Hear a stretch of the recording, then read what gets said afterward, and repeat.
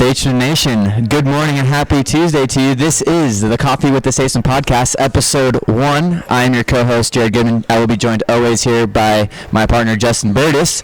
Today we're joined by our very first guest, Athletics Director Nick Rule. Nick, welcome. Thank you for coming and take time to do this. What's up, guys? This is a great idea. This is going to be a lot of fun. I know you guys are going to have a whole series and interview a lot of our staff and all that. It's going to be this is cool. This is cool. It's going to be cool. Get some student athletes on here. Yeah. And, this is something that we talked about during the summer. You said it was brought forth by an alumni who had recommended that we do this and said alumni would really like it. So we've been planning this for a couple months now, and we're finally putting it to action. So super excited to get this off the ground and going. Nick, we'll get right into it. You're in your third year here as athletics director at William Penn.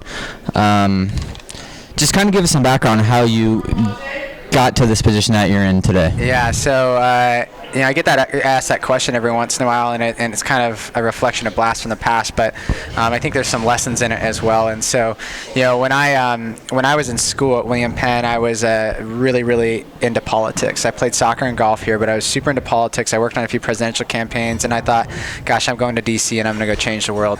Then I realized that you can't really change a whole lot in D.C. And so around my senior year, an opportunity came up where to help lead the women's golf team, who was really in a full rebuild, and the program had just been started and restarted in 2009 or so, and so this is around 2010. And Greg Hafner, AD, came to us at the time, came to me and said, hey, what do you think? And I had a lot of experience in golf growing up. Golf was kind of my passion. I worked at a golf course at Sage Lakes Golf Course for years, and so I just take a leap of faith. And it was a part-time position, so I also had an opportunity at Musco Lighting to work in international PR with Joe Crookham and Jeannie Beery, who basically head up Musco Lighting. And so I was doing both those things, and about 2 years in, Joe Crookham with Musco came to me and said, we really like what you're doing, all these different things. I was traveling, I was going to London and the Little League World Series every year. It's super cush, awesome job.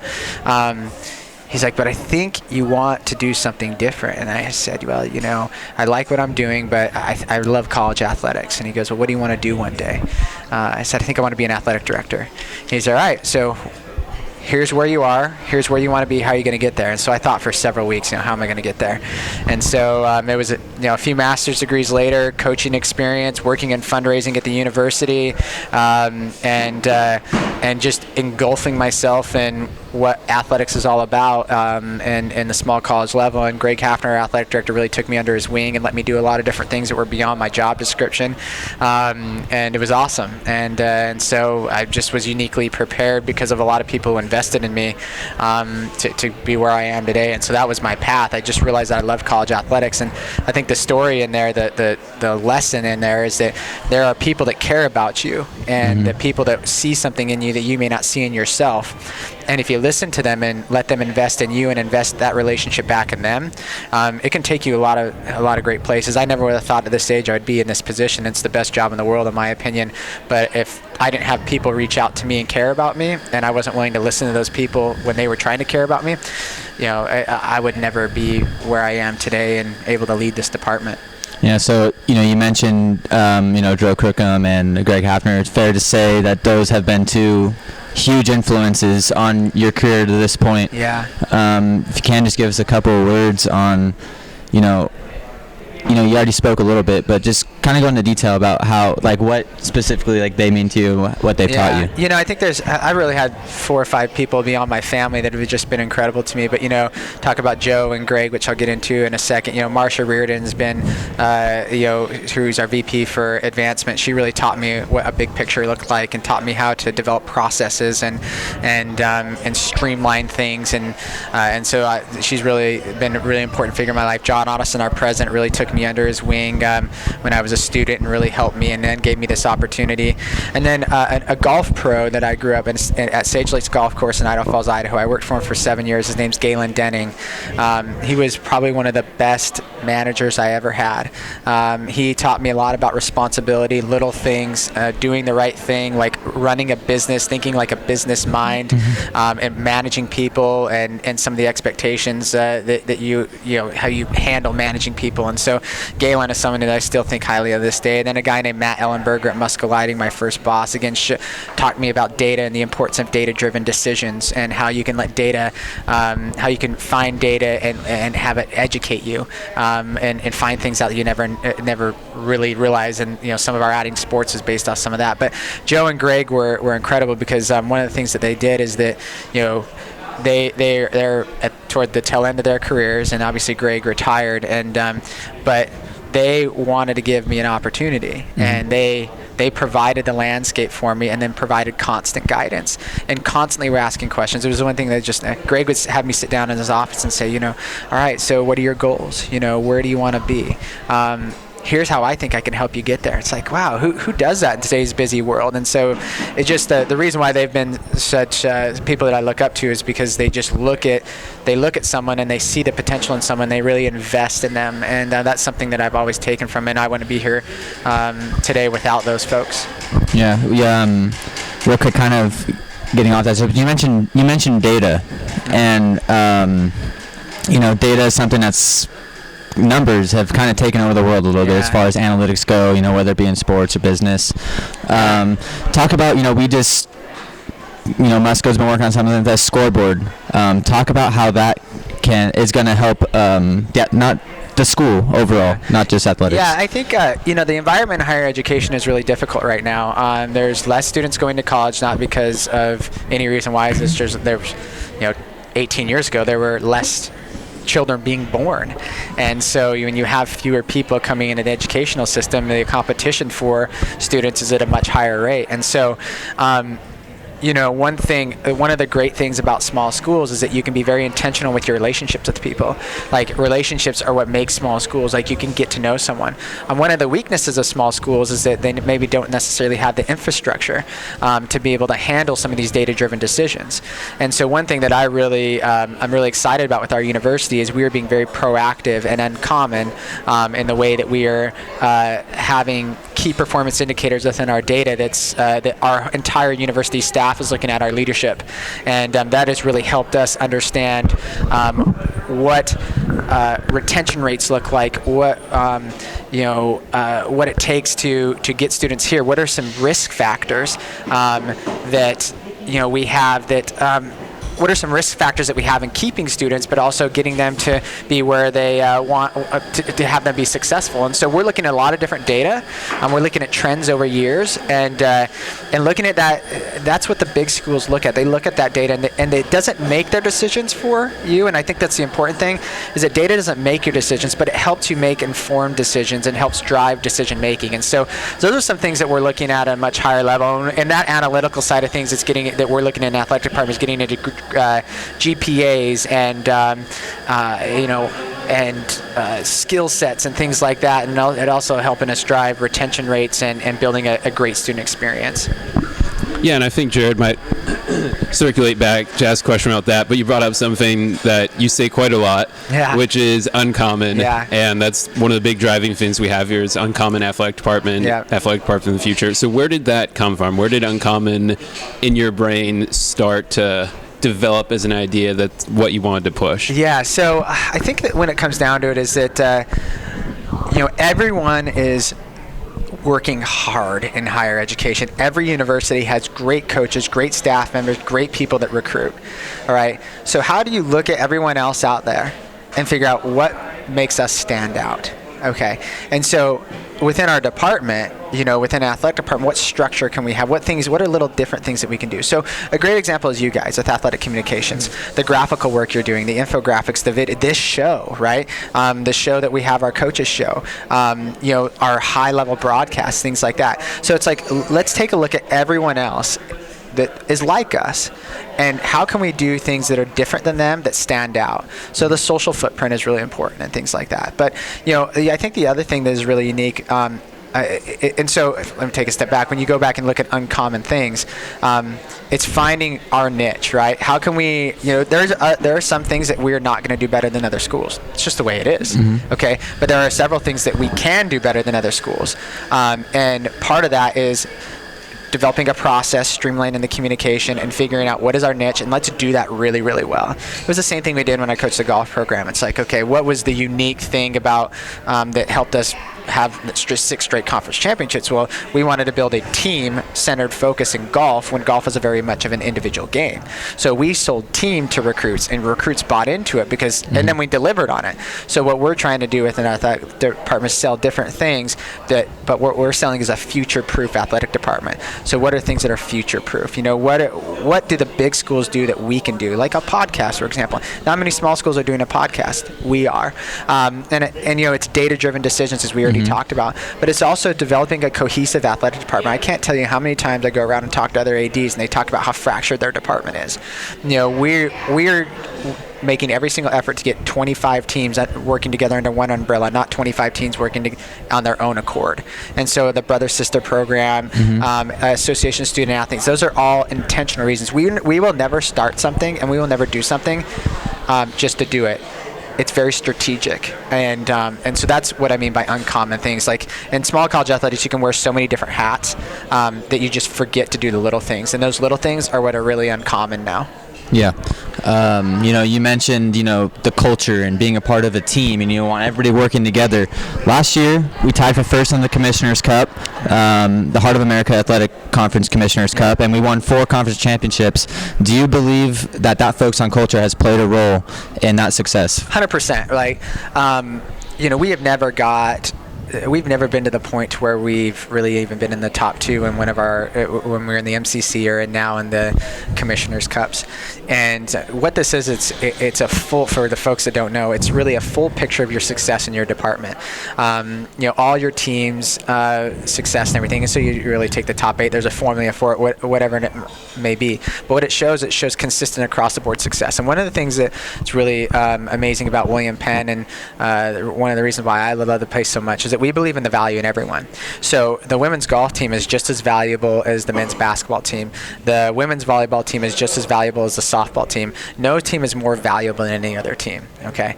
And so that's unique, right? But the one thing I really noticed with our coaches is that, as we develop this athletic department of the future, and I really like that you guys use that because it shows it's sticking.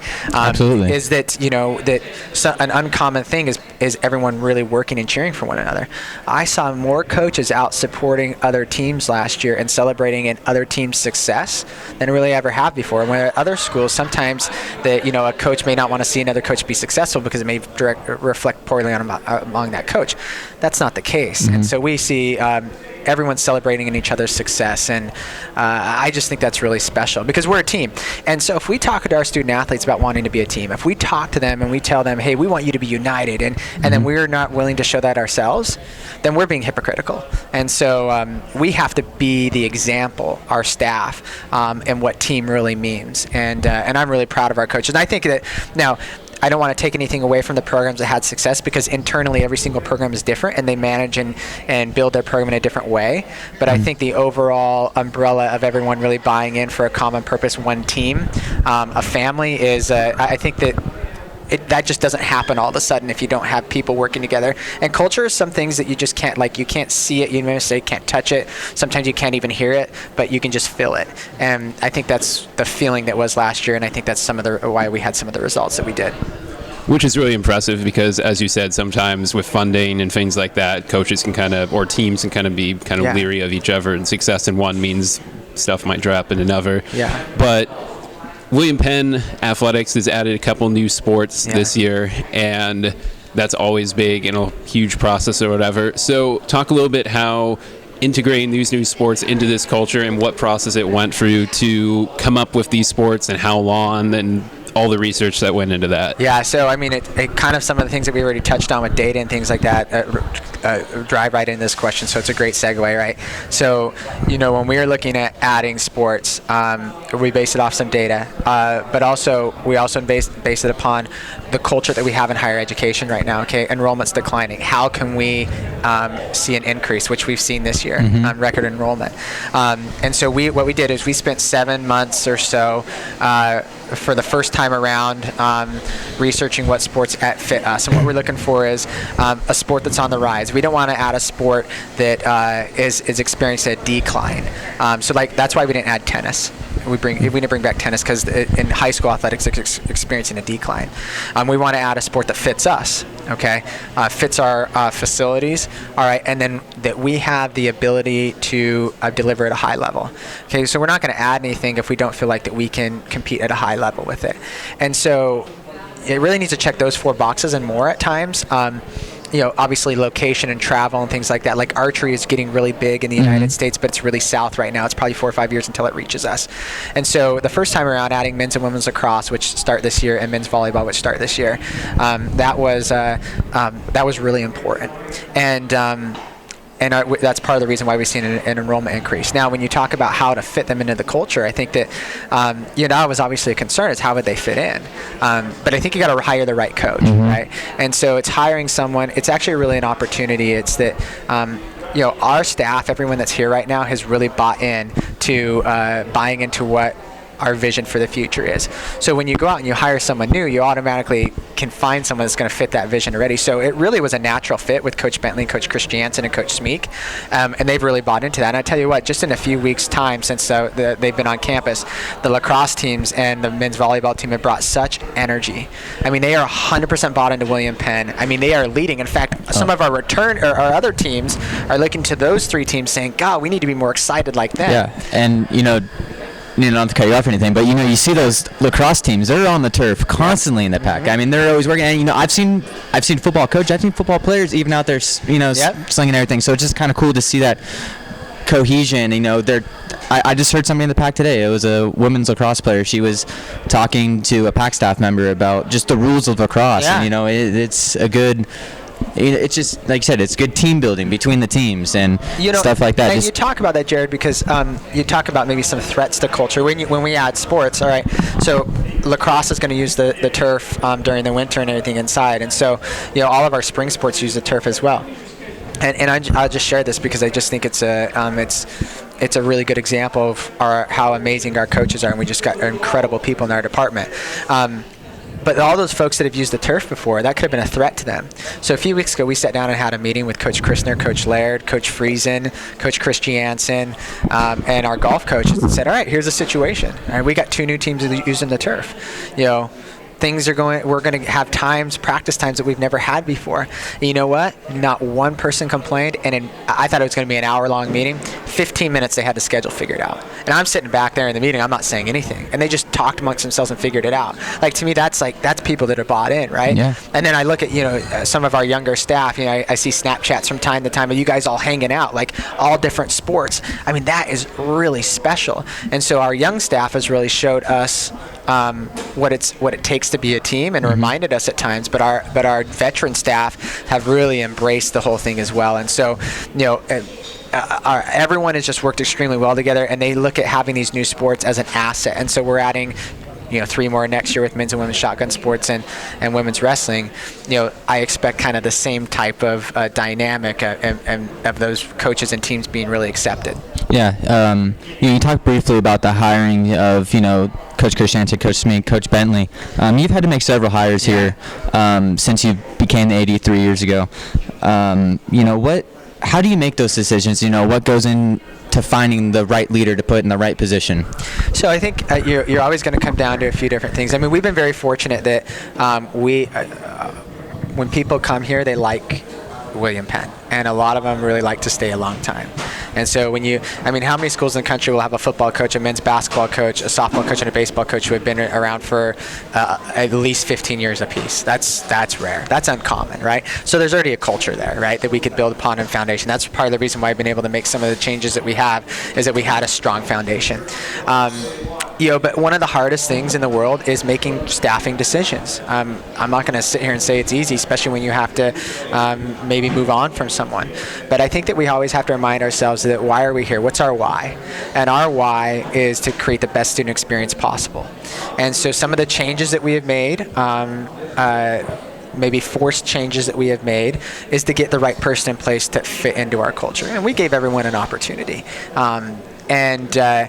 But we've got to make the decision that's best for our student athletes. That's number one, and for that student experience. And so, when we're looking for someone, we're looking for someone who doesn't just preach. We talked about the energy bus. You took my class, Jared, when you were a student. It's just like the big believer in the energy bus and bringing about that type of high energy, positive leadership. And now, positive doesn't mean rah rah rah all the time.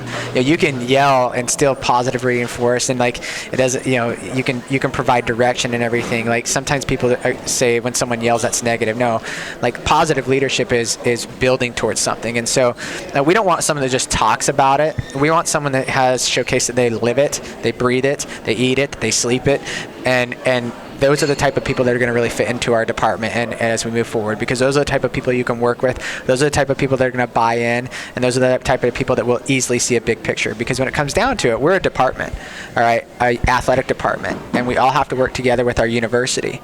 And we have to have people that have an understanding what the big picture is and not so consumed with themselves. And so we're very intentional in our hiring, and we're very intentional with who we try to hire, and they really need to fit a certain mold that we have.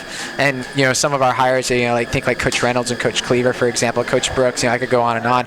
I mean, those folks really fit into it, and they're going to do some really incredible things on top of what all of our other coaches are already doing. That's really good to have coaches and administrators you can bring in that build bridges rather than bring infighting or anything like that. That's a great point, yeah.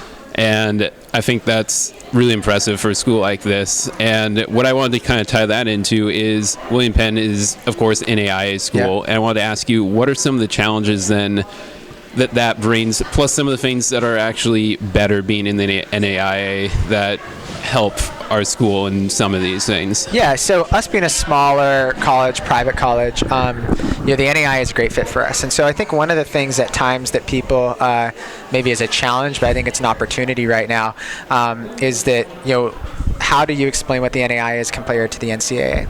And here's the way I used to explain it as a coach, and I still explain it today. So the NAIA compared to NCAA Division III from a competition standpoint, there's just no comparison. I would say the top 60 NAIA teams are equivalent to the top 20 D3 teams. You can back that up. So what that shows, the NAIA has more depth than D3. Now, when you compare NAIA to Division II, the top 25 NAIA teams or so are probably comparable to the top 40 Division II teams. So the Division II has a little bit more depth. Mm-hmm. But the difference between Division II and the NAIA really is the size of the school. So where the NAIA schools are going to be anywhere 1,000 to 2,000, 3,000, maybe max. Division II schools are really going to more often than not start at that 3,000 range.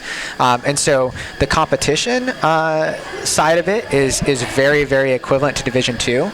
And so that's one thing. And when you explain it like that, and I tell them, hey, go look on track website, go look on the golf website, go look on teams that we beat and everything, it really shows it. And so there are NAIA teams that defeat Division I programs. Our women's golf team last year beat 4 Division I programs. Women's bowling. Yeah, women's or bowling. Men's bowling. Men's bowling and women's bowling. And so it happens, right? So I think the one thing about the NAIA is that there's a high level of competition if you do it the right way, and we make every effort to do it the right way. And what is that? You fund your sports, you make sure you have nice facilities, which we have, and you provide a great student experience. And I think the challenge is that how do we convey that, how we talk about it, and then getting them here, delivering it, right? Mm-hmm. We do a very good job of trying to deliver that great student experience, but we can't take that for granted, and that's why we're bringing people in like Antonio Neves to talk to our student athletes and be a mentor for them. That's why we've started that Association for Student Athletes and the Brother Sister program and different things like that to build those connections and deliver on that student experience. But I mean, in the end, what it comes down to is, does a student athlete want a chance to play at a high level? If they want a chance to play at a high level and they're not necessarily that Division I material, they could be one day, but the NAI is a great fit for. So, you know, you have if you're a lot of NAI players are probably mid-major Division I players, the good ones, right? Mm-hmm. And so at a mid-major Division I, you're not going to get that type of experience and exposure that you get at NAI. So like, there's a lot of girls on the women's golf team. I keep going back to that because I've coached it for years, and I don't coach anymore, obviously. But you know, those girls could compete at a high level. Like Elise Warren, she could take the game to another level if she wanted to. She could make a mid-major Division I team, right? But will they ever go to a national tournament? Will she ever get that exposure at the mid-major Division I? No, probably not. Here, she has 4 years as playing at a national tournament and getting exposure, and so yeah.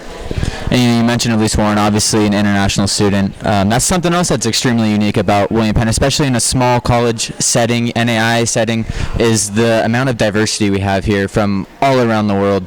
And I think that's something else that's very special about William Penn, and why people, you know, come to love it so much, is the diversity that we're able to bring in. And that's something that else is unique about maybe the NAIA compared to, you know, some of those bigger schools. They're really not as diverse as, I don't think, at least from what I've seen, as, you know, we are at the NAIA level or in just William Penn in general. Yeah, and I think just to touch on one other thing that you said, Justin, about, you know, the difference is that it's easier to recruit in the NAIA because we don't have as many recruiting restrictions. The NCAA is very bureaucratic. I'm not saying it's bad or good or another. I'm not in the business of criticizing other associations or other schools, but it is different. It is a different, you know, we can recruit year round where they have blackout periods and things like that. But you talk about the international side of things, you know, the number one important thing with our student athletes is them getting an education. If they're not getting an education, we're not doing the right thing. But in addition to the classroom education, you can get an education by being around people. And so one of the greatest things that I love about William Penn is that, you know, we have students from 45 different states and 25 different countries. The educational process on relationship building and getting to know one another, learning how to get along with people who don't look like you, think like you, and act like you, that is ingrained in who we are from our founding. And so that is an important educational component as we prepare people for the real world, is how do you get along with people and how do you have conversations, crucial conversations, and build camaraderie with people that aren't like you. Because that's how the world is. There's a lot of people that just aren't like us. And, you know, I think our country and our world could look to William Penn right now as an example on how to really get along and do things right and exist with one another. Yeah, you're essentially saying that William Penn is a microcosm of America then. Yep, I would agree. I mean, if you look at our demographics as a country and then compare them to our demographics as our student body. Are you kidding me? Like, you know, our students will be able to go out to be prepared for the real world and how to deal with people in any part of this country. I think that's special. And you know, we got to prepare our students to be great citizens. If we're just talking about wins and losses, we're probably not going to win as many games, all right? And I'm a firm believer in this, and I think this is part of culture too. You know, we have to talk about all the little intangible things. We have to talk about building people and to be successful individuals. We have to talk about what it takes to be successful in life. We have to talk about how to build relationships with one another. We have to talk about all the little things it takes to be a great citizen. You know, we have to give them opportunities to give back. We have to show them what it means to be a good person. You know, we have to prepare them for the real world. If you take care of all those things, like if you're going to class, if you're a great citizen, if you're a good person, you know, if you're giving the extra effort in workouts, if you're showing up early to class and practice, if you're building relationships with your professors, man, you've already developed a lot of qualities that when the going gets tough and the game's on the line, you're not going to give up. And so if we just talk about winning, we're not going to win as much. If we do all those other things, we're going to win a lot more. Yeah. And how cool is it as an AD? I personally went to another NAIA small school. Yeah. And ours had some diversity, but certainly not as much as William Penn. I was blown away personally by the fact that there's people from 4, 5 of the 6 continents of the world, or maybe one from all of them at this point. I would think minus Antarctica. Minus Antarctica. Not very many people born there anyway. No. But how cool is it as an AD to see students from Brazil and Central Europe and Australia and local small town Iowa intermingling and becoming friends and sharing experiences? And I know you had Elise, who's bring her up a lot here, but she's an Australian on the golf team. Do you have some story of someone like her who's becoming friends, or a cool story of how the cross culture, which I always think traveling and meeting other people really makes you learn more about the world? Do you have something like that? Yeah, no, that's a great question. And you know, as an AD, I mean, it's the most exciting thing, right? You know, and to get you into a story here in a second, but I think you got to be a lifelong learner. And if you want to be really relevant and continue to stay relevant in any industry, and I try to take a lot of pride in that, being a lifelong learner. I tell you what, one of the groups of people that I learn the most from every single year, every single day, is our students. Mm-hmm. And, you know, talking to them, asking what their story is, finding out their background, understanding their challenges, and that has forced me to open my perspective on things and realize that, you know, there's a lot of things going on in people's lives and some challenges that I never really would have been capable of understanding, right, growing up. And so, you know, part of that is that, you know, you get to know people and you get to know them in a way that you don't necessarily treat everyone the same, but you treat everyone fairly. And that's been a big learning experience I've had from our students, is that, you know, we can talk to someone, and maybe I invest a little bit more time in getting to know someone than I do someone else. It's nothing against the other person, but this person needs it. And it's not that I don't like this other person, but, you know, this person, we can change this person's life when that person has maybe already has the resources around them to be successful. And you talk about, you know, I'll go back to my days as a soccer player here at William Penn. Some of my closest friends on the team were from Bosnia. And I think of a guy named Hassan Veligic, who now owns his own trucking company. And Hassan and I and Turk, who is from Turkey, we couldn't say his real name, so we call him Turk. And you know, Adnan and Vince from St. Louis. And, you know, we always sat in the back of the bus and had a great time. But, you know, some of those times traveling were the best experiences because I got to learn about them. I got to learn about the Slobodan Milosevic era, when there was, you know, their families were killed, you know, and I gained a great appreciation for where I grew up, but I also gained a great appreciation for what they have overcome. And I realized there are some really strong people in this world. And, you know, if I was not on a team with Hassan and Adnan and Turk, you know, I would not understand what goes on in the world. And so, you know, those guys, I mean, have been, you know, I still talk to Hassan from time to time today, and Turk from time to time. And those guys, I just learned so much from them. We became lifelong friends because, you know, we had conversations. You know, we had a guy on our team that was a war on terror veteran and had 3 tours of duty in Afghanistan. And we all sit back and talk. So you guys, we have people from all different walks of life, all different cultures sitting back and talking. I just learned through those bus rides back in 2008, 2009, that, man, the world is full of a lot of really good people.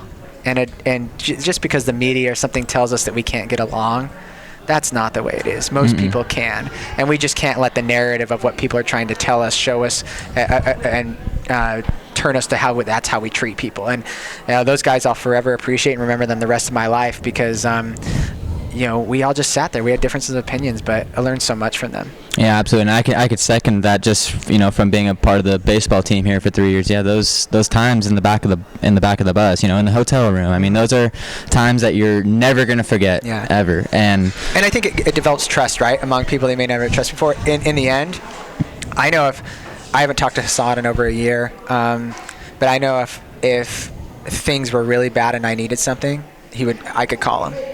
Right, and I knew as a student on campus that if I was in trouble, I could call Hassan, and Hassan would have my back. Like, he's from Bosnia, right? You know, like, that's special, right? And I'm one story. These stories are happening all over campus right now. Oh, all over. I mean, you can probably go and ask just about every student athlete there if they've been positively affected by being on the team, or just, you know, passing somebody in the pack, having a conversation. I mean, I think it's very fair to say that just about everybody has had one of those conversations. But so before we wrap it up real quick, I have a set of some random questions. This is scary. Yeah, we're gonna call this the Furious Four. The Furious Four. The Furious Four. I like it. All right. So the first question is, what are you currently watching on Netflix, TV, Hulu, Prime, or etc.? Oh, what's been the favorite thing you've seen recently? So I love The Man in the High Castle on Amazon Prime. Yeah, that's just I just love that show. I was really wanting to get into that. I don't have any of the streaming services, but I can tell the history in you with the whole alternate history thing. I really want to get into that too. Yeah, I'm a huge history buff, and I have and my grandpa's Jewish, and I half my family has a Jewish background, and so anytime that has anything to do with like World War II and just some of the stuff that had the atrocities that happened, really. But that's just an incredible show. It shows what would have happened, what would this country have been like if Nazi Germany won World War II. And so it's like half the country is the western part of the country is Japanese, and the eastern part of the country is controlled by Nazi Germany, and it's really, really good. The next season's coming out in November, so that's what I'm watching. All right, then I will try and jump on that bandwagon before I get too far behind. Yeah. So then here we are, we're having coffee here at lovely Smoky Row. Love this place. What would be your perfect breakfast? Say it's a Saturday morning, there's nothing to do, there's no games, you have the whole morning to just sit back. Right? Theoretically. Yeah, theoretically. Oh, you know what? I think the perfect Saturday, I'm not a big breakfast fan. My wife loves breakfast. But just be sitting back, having a cup of coffee, watching College Game Day. Hopefully, one of our teams are on the road, so I can watch them on the road. I very rarely miss a game if there's a stream going on, and just kind of hanging out and spending time with my family. And so, in college athletics, when you're in athletic administration or a coach or anything like that, you guys understand in the communications world, we don't work an 8-to-5 job or an 8-to-5 schedule. That doesn't exist. And if that's the expectation you have, then you probably shouldn't get into college athletics. And so I think just the time to chill and hang out with family and watch a little College Game Day, see what Lee Corso is going to say. Yeah, see if there's a William Penn flag flying in the background. Yeah, we're getting people out flying the William Penn flag at College Game Day. So, I think that would be a perfect day. Awesome. All right. Who is your all-time favorite athlete? All-time favorite athlete. Oh, man. Who? And why? And why? Yeah.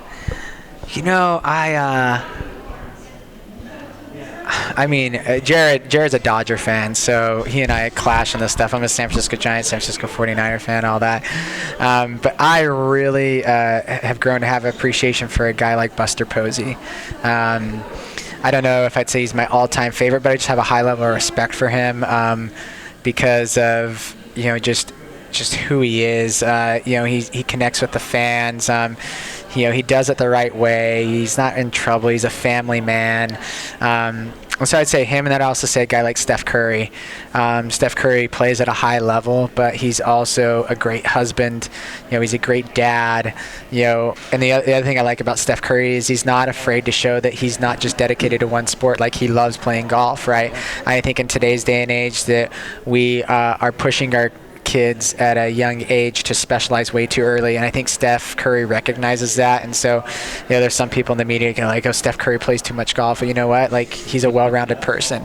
And so I think guys like that, I think there's a lot of examples of people that try to do things the right way and are humble about themselves, but also let their play on the field do the talking, but let their involvement in their communities do more of the talking. And I think those two are great examples. Even look at what Steph Curry just recently did. He's starting a golf program at Howard University, fully funding it for 6 years. That's really cool. Yeah, men and women's golf, fully funding it. It's a historically black university. That's an area in the game of golf that there's an opportunity for growth, and he's funding it for 6 years. I mean, come on, man. Like, who does that? That's just amazing. That is truly what you want from a professional athlete, is how giving back. Not all this other crap that we see. That's just certain football players. Yeah, like Antonio Brown. There's it's too soon, but yeah, you're exactly right. Yeah. So we've brought it up here, golf. I really like golf. You're an ardent golf player. What would you say your handicap is? Your average score on 18 then? So actually, I'm really big on gin handicap, which, like, in Iowa there's not a lot of not everyone has a gin handicap. But where I grew up, if you want to play in a tournament, you have to have a gin handicap, which is a USGA sponsored handicap. So my handicap right now it fluctuates anywhere between a 0 and a 4. I'm a 1 right now, but I haven't played in 3 weeks, so it could be ugly. Yeah, a little rusty. Yeah, a little rusty, yeah. So then we know, I've played with you, I've seen that you're good. You worked with the women's golf team a lot. Yeah. But true or false question, is women's head golf coach Bailey Rhymes better at golf than you? Did she put you up to this? That was actually a question I came up with on my own. That was really good, because probably you've seen our Twitter fights between her. When she talks about it in the office. Yeah, she talks a lot. But hey, an example of what we feel like is a really good hire is someone who's been great for our department. So I'll say that nice thing before I say this. Bailey has been very bombastic on Twitter when it comes to saying that she beats me in golf, but what she hasn't told the folks is that she was getting about 8 strokes for a while. And so I'll take this opportunity to say it. So Bailey, now she's down to 2 or 3 strokes, and there was a time where she did beat me when I was giving her a few strokes in the same respect, which is fair. She's also playing a bit different tee set than me. I'm playing farther back than her, not making any excuses. She has beat me a few times, but if she's going to keep talking like this, we're going to play straight up from the same tees, and let's see what she tweets then. Yeah. Hey, that's awesome. That's just another example of building that culture. That we can have like this. We see it a lot. Coaches interacting on Twitter and kind of poking some fun. I'd say our students love it and joking. Yeah, and they do. They do. I hear people in the halls. Oh, did you see what Coach said? Yeah, I saw. It was Terry Jackson, who's a cross country runner for us. Tweeted one time. I think Coach Bentley, our men's volleyball coach, and Abu, our director of sports medicine, were kind of giving each other a bad time back and forth, and all in good fun. It was actually about golf. And he had tweeted, how cool is it to be a part of a university where the coaches and the staff enjoy each other and get along and are willing to give each other some crap. The fact that one of our students noticed that, here's something great. Terry has been involved in Sigma, Phi Sigma, and some organizations on campus, but now he wants to be the president of the Penn Zone, our student section. I've never seen that from Terry before, but and I don't know if that had an effect on it, but when we start to break down silos, our students will do incredible things, and I think that's an example of it. Maybe just an opportunity for him to get out of his comfort zone, which maybe if we inspired him or the department inspired him to do that, that's awesome. That's what it's all about. That's what we're all about. Yeah. So are we going to start posting the live standings for our fantasy football league? Is that what I'm hearing? That's a great idea. By the way, I can get on that. Jared and I could get on it too because I beat Jared last week. This is another example. Yeah, thanks, Carry-On Johnson. Yeah, a whole 3 points. This is another example, kind of the fun stuff in our department. We started a fantasy football group last year, and we had 12 coaches sign up. So this year we had 28 coaches sign up, want to play fantasy football, and we have a trophy for the winner, and then we have a trophy for the worst team, and it's an outhouse trophy. It's fun. So we ended up having to do 2 different leagues, right? And then at the end, in week 17, we'll come have the 2 winners and figure out who wins from there. But that's fun, right? We have 28 coaches that want to play fantasy football with each other. We didn't no money. We're not betting any money or anything like that. It's just for fun. Absolutely. And everyone's taking it serious. One of the first things you mentioned today is that I beat you, and I was like, yes, I did. That was great. I wasn't going to say anything, Jared. I be respectful. I wanted to win, and I act like I've won before, which I don't win a whole lot in fantasy football, so it was really difficult. But maybe next time. Who do you play next week? Honestly, I haven't even looked that far ahead. See, that's the difference between winning and losing. It's preparation. No. Well, okay. Now that we're on air, I'm gonna say that I will guarantee that I will not be in last place. Okay. Well, I can guarantee that. So you have a 27 out of 28 shot of not being in last place. Yes, correct. I'll take those odds. Yeah. I guarantee you probably won't either. Yeah, I'll be there in the end. Okay. Yeah, it'd probably be Elise who drafted Andrew Luck. So maybe you should try for not getting second to last. Yeah, well, before we wrap this up, we just want to say a special thank you to Smokey Rowe here for allowing us to do this. We'll be giving these podcasts to you guys, every couple weeks. This has been a really fun, really awesome time. Nick, thank you for joining us. He may not be able to change the world in Washington, D.C. in politics, but he's changing the world here at William Penn, and he's helping everybody build, great things, culture, teams. You've been a major influence on me in my 5 years here, and I really appreciate that. And I think I could speak for a lot of people who have been here for X number amount of years. Well, and I appreciate that, and but I just gotta say, and this is not just some comment, but I'm telling you, you can't do what we're doing right now if you don't have a team of people, and this is not just me. And just some of the stuff and the success we had, just saying that's just there's tons of people, everyone in our department that's bought in. Our support staff, Abu in sports medicine, you guys in athletic communications with Wade, John Haugen in athletic performance, and it's just you can go on and on and on, even down to transportation with Brad. I mean, there's a lot of things that help us do what we're doing, and I appreciate those comments. That's very nice, but it doesn't happen without a team. Yeah, and I was just going to say, kind of the same with me. I just got here this year, and I've definitely been impressed with how everyone fits together in this athletic department, and as you kind of alluded to, the family community aspect of it, and I think it's pretty cool for a school like this to have that. Yeah, absolutely. And, one thing I do want to say is that I hope our alumni listen to this podcast and what you guys are doing, because this is an uncommon thing. And, in order for us to continue to do what we're doing, it's always great to have support from our alumni. And so, our students benefit from scholarship dollars, and our students benefit from the ability from our alumni and friends supporting us. And so, for those of you listening, there's a lot of really good things going on right now. And, consider thinking about sponsoring a student, sponsoring a player, sponsoring a program, whether that's band or choir or drama or baseball or football or women's golf. Private colleges live and die when it comes to tuition revenue for one, but also support from our alumni and friends. And so I hope our alumni and our friends enjoy this, and just consider being a partner with William Penn and helping us for a sustained future. Awesome. Well, thank you for everybody for listening. This has been an amazing time. If you're hearing this, make sure you check out the women's volleyball game tonight in the brand new pack court. It's going to be awesome. We're going to pack the pack, right? Yeah, by the time this goes out, it will be done. But we're going to have videos. I mean, we're going to have a mass amount of people, and just some of the great changes going on campus, some of our facilities too. So folks, take a look at what's going on with the volleyball court and the pack and things like that. That's just we're going to have so many freaking people there tonight. It's going to be nuts. I'm actually a little concerned about how many we're going to fit in there, but it's a great problem to have when attendance is down. At so many different schools, we're up. So our problem is that we had to order bleachers last minute to accommodate. Other schools' problem is they can't fill their bleachers up. Yeah. We'll take that. Not a bad problem to have at all. Not a bad problem to have. All right, everybody. Thank you for listening, Statesman Nation. Until next time, go Statesmen. Let's go. What a day. It's a great day to be a Statesman.